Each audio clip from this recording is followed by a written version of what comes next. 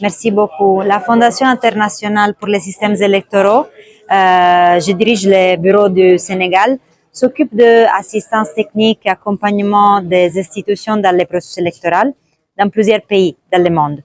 Et nous travaillons normalement avec la DGE, la Direction générale des élections, mais aussi à l'approche des élections présidentielles, on voulait élargir un peu nos bénéficiaires en sachant que la désinformation, c'est un des défis les plus importants du processus électoral, pas seulement au Sénégal, pas seulement en Afrique, mais vraiment partout dans le monde.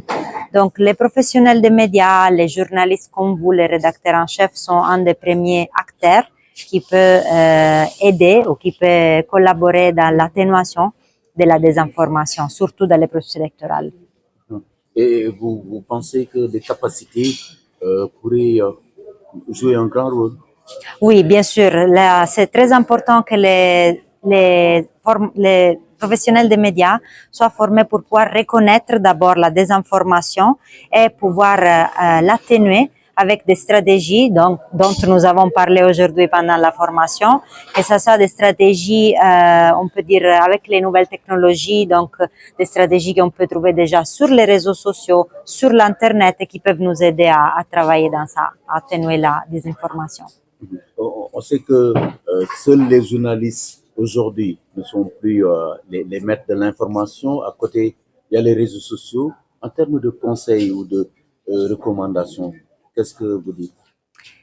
Le travail pour atténuer la désinformation, c'est vraiment un travail qui ne concerne pas seulement les journalistes. C'est clair que les journalistes sont concernés, mais ils ne sont pas les seuls. C'est un travail que la population, la société civile, les partis politiques doivent faire tous les jours, on peut dire, pour contraster ces phénomènes.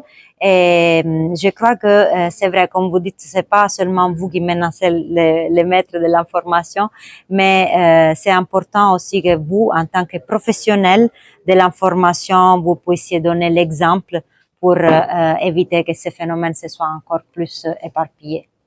On est dans un contexte préélectoral. Souvent, les acteurs politiques travaillent avec les journalistes. Il faut donc cette relation de confiance.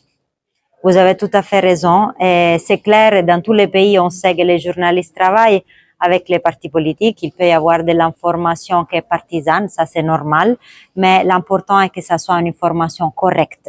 Et donc, ce que nous avons dit aujourd'hui plusieurs fois pendant la formation, c'est d'éviter les informations qui soient délibérément incorrectes et qui peuvent causer des problèmes comme la violence électorale, les chaos dans les pays et d'autres problèmes. C'est vraiment ça que nous voulons éviter.